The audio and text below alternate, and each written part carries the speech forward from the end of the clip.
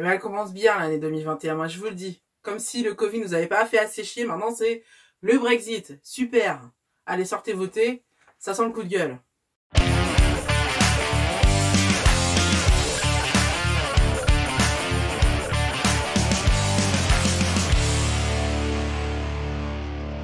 Coucou les cornes, j'aimerais vous dire que je suis ravie de vous retrouver pour cette vidéo, mais je suis pas du tout contente de vous retrouver pour cette vidéo.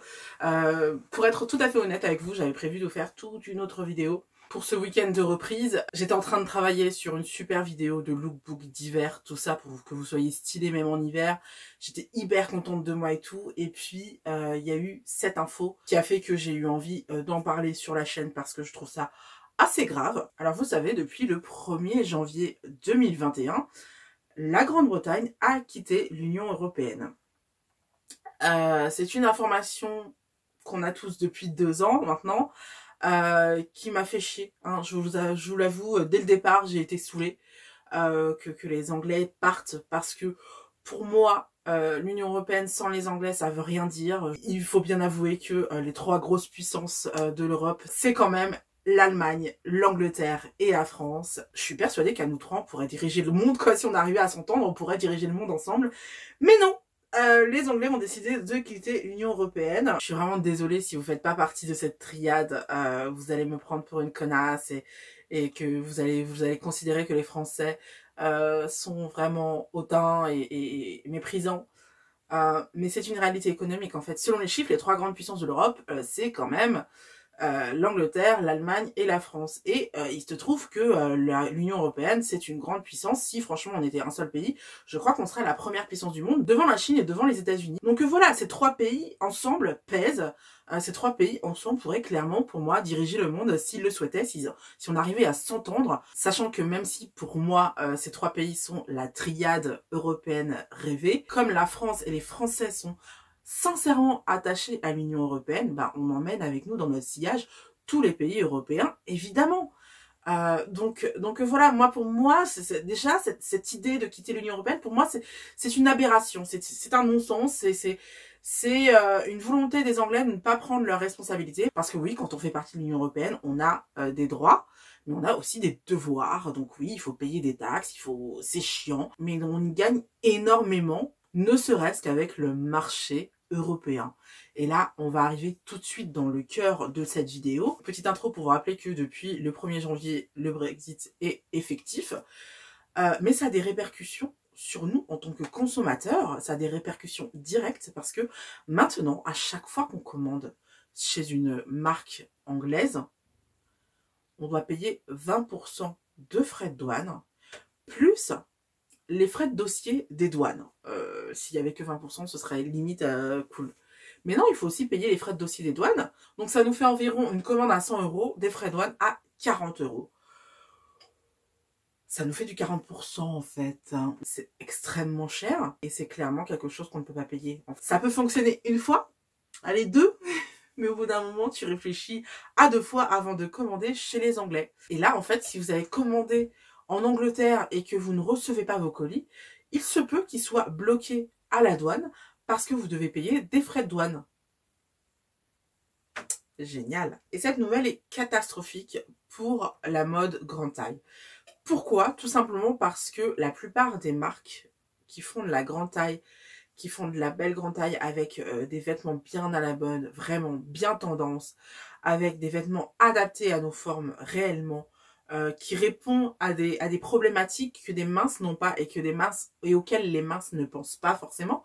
Par exemple, les cuisses qui frottent en été, c'est une problématique hyper importante qui est extrêmement douloureuse pour les personnes à forte corpulence et auquel un mince ne peut pas penser parce que lui il a pas les cuisses qui se touchent, donc forcément pour lui c'est ok, c'est cool, enfin il y pense pas, il y pense même pas. Donc je peux tout à fait comprendre que quelqu'un qui a une marque de prêt-à-porter qui décide de faire de la grande taille ne pense pas forcément à ces petits détails, chose que les Anglais font. Les Anglais ont vraiment cette expertise en mode grande taille qui est assez impressionnante et qui est même jalousée des États-Unis. Donc voilà, avec l'Union européenne, on avait cette possibilité de commander directement chez les marques grande taille. Bah maintenant, on va avoir 20% de douane plus les frais de dossier.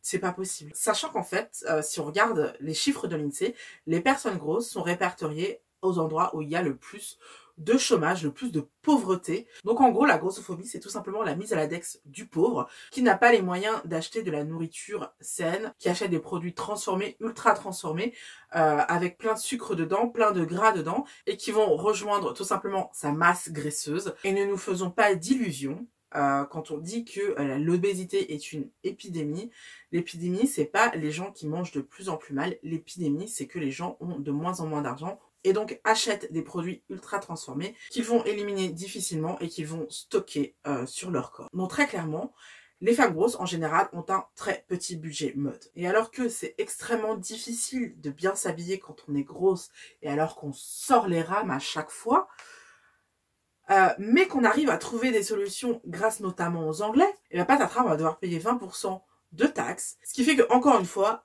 qui est discriminé le plus par le Brexit, ce sont les grosses, qui sont en plus les plus pauvres de la population. Au jour d'aujourd'hui, les marques les plus intéressantes en mode grande taille, c'est les marques anglaises, clairement. C'est les marques anglaises. Elles proposent des vêtements au meilleur rapport qualité-prix. Elles proposent des vêtements avec une réflexion pour adapter vraiment des vêtements à nos formes. Par exemple, je prends l'exemple d'un jean. Quand on est marque grande taille, on va faire un jean avec le dos plus haut, histoire que la grosse ne se retrouve pas avec les fesses à l'air quand elle s'assoit. C'est plein de petits détails comme ça qu'une marque qui n'a pas l'habitude de faire de la grande taille ne pense pas, mais auxquels les Anglais ont l'habitude de penser. Et donc en fait, là, on se retrouve un peu avec le même problème qu'on avait sur les tampons, sur les taxes sur les tampons, qui étaient taxés comme des produits de luxe, donc à 21%, au lieu de 5% comme des produits alimentaires. C'est exactement la même chose, parce que les femmes n'ont pas le choix d'utiliser des protections hygiéniques, donc elles sont obligées de s'acheter ce produit-là, et donc elles vont devoir payer la taxe de luxe. C'est pareil pour les grosses. Nous, les grosses, on n'a pas beaucoup le choix, on n'a pas beaucoup de marques vers lesquelles se tourner. Et en plus, parmi les marques vers lesquelles se tourner, il y a des marques qui ne réfléchissent pas vraiment à l'adaptabilité des vêtements pour les grosses. Chose que les Anglais font très facilement. En plus, ils proposent ça avec un super rapport qualité. Je connais aucune ronde personnellement qui n'achète pas chez les Anglais. Vraiment, je n'en connais aucune. Donc ça veut dire que soit on va être obligé d'arrêter de consommer chez ces marques-là, soit on va être obligé de consommer chez ces marques-là et de payer ces putains de 20% de frais de douane. Qu'on ne peut pas se payer. On n'a pas les moyens, bordel. On n'a déjà pas assez d'argent, comment on fait? Franchement, c'est quelque chose qui me met hors de moi. J'avoue, quand ils ont dit qu'ils avaient trouvé un accord, j'étais super contente parce que, bon, au moins, on allait pouvoir passer à autre chose. Mais j'avais pas réfléchi à ça. J'avais pas réfléchi à ces putains de frais de douane qu'on va devoir payer alors qu'on n'a déjà pas de thunes. Donc, malheureusement, si vous aimez acheter vos vêtements chez Missguiden, chez Pretty Little Things, chez Yours ou chez River Island, qui est l'une de mes marques préférées, je vous rappelle, c'est mort. 20% de plus. Alors, il y a une petite exception, enfin, il y en a deux. C'est le site Asos, parce que les entrepôts d'Asos sont en Europe. Je sais pas où exactement. Il y en a qui disent en Allemagne, il y en a qui disent en Hollande. Franchement, c'est flou. Mais en tout cas, les entrepôts sont en Union européenne. Donc, déjà, on n'a pas de frais de douane à payer quand on achète du Asos. Et je ne sais pas comment ça va se passer parce que Asos est une marque anglaise. Donc, ils peuvent acheter normalement leurs vêtements entre eux en Angleterre, mais est-ce que quand ils vont vouloir les rapatrier dans leurs entrepôts européens, est-ce qu'ils vont pas devoir payer des frais de douane? Je pense que si, et si c'est le cas, on va payer indirectement ces frais de douane, parce qu'ils vont augmenter les prix, c'est sûr, ils vont pas payer eux-mêmes les frais de douane, ça c'est exclu. La deuxième exception, c'est le groupe Boohoo, donc il y a la marque Boohoo, qui appartient à Boohoo évidemment, et puis il y a la marque Nastigal, qui est qui est une autre de mes marques préférées.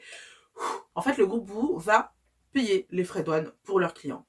Donc ça veut dire que vous pouvez acheter chez vous et chez Nastigal les yeux fermés, il n'y a pas de souci. Donc du coup, autant vous dire que j'ai acheté directement tout ce que j'avais mis de côté sur Nastigal parce que au bout d'un moment, ils vont vouloir répertorier le coût des frais de douane sur leurs pièces. Donc ça veut dire que normalement, le prix de ces pièces-là va augmenter.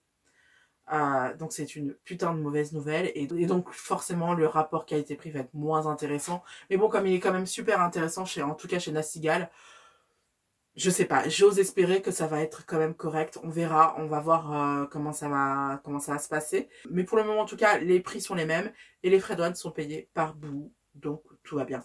Donc voilà, sur mes 3 marques préférées, qui sont Asos, Nastigal et River Island, et bah je peux quand même commander chez Asos et chez Nastigal. Et je peux aller me faire voir chez River Island si j'ai bien compris.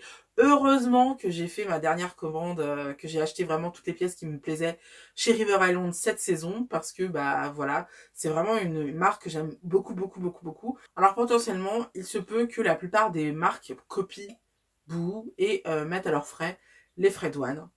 Euh, je pense que c'est la meilleure des solutions pour qu'on continue à acheter chez ces marques-là. Franchement, il n'y a pas de meilleure solution pour moi.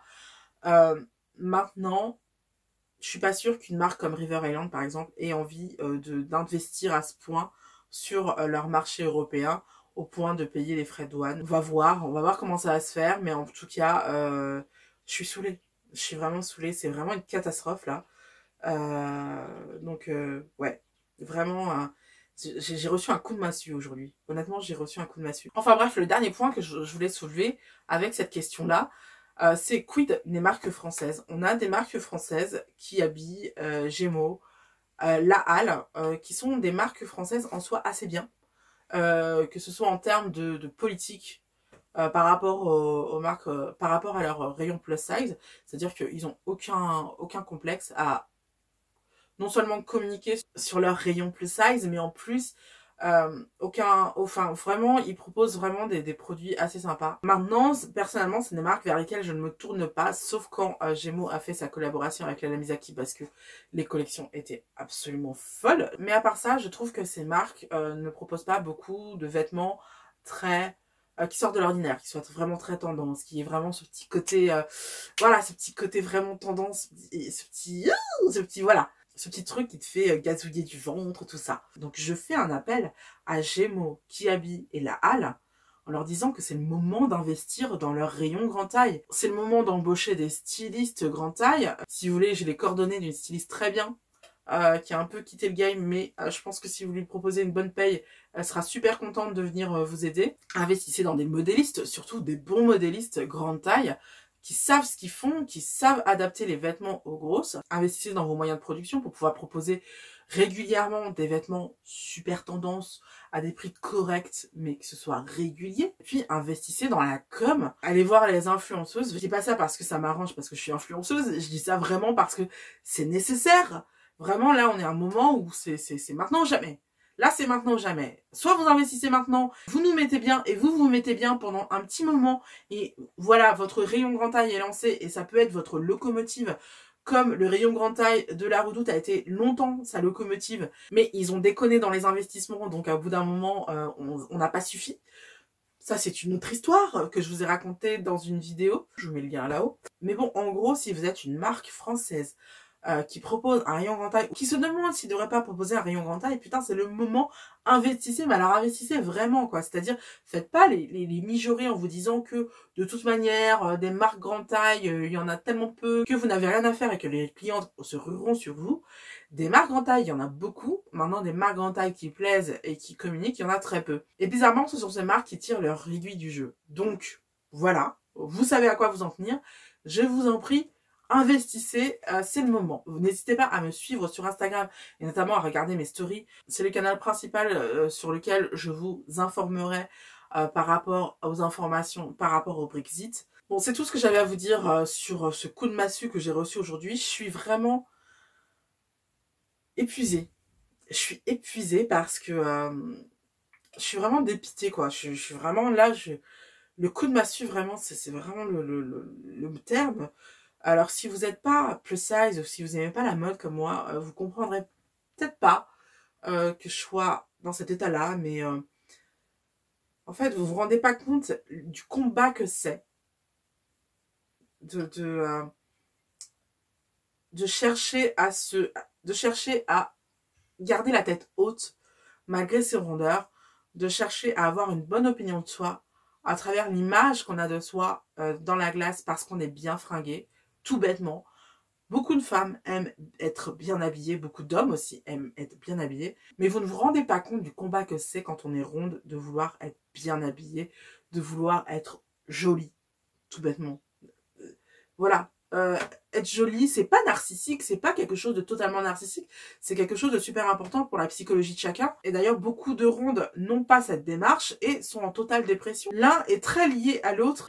En fait, je suis épuisée parce que je me bats tous les jours pour trouver des solutions, pour pouvoir être bien fringuée, pour pouvoir me plaire. À chaque fois qu'on trouve des alternatives, en fait, finalement, par des décisions arbitraires et totalement stupides, finalement, on se retrouve sans rien.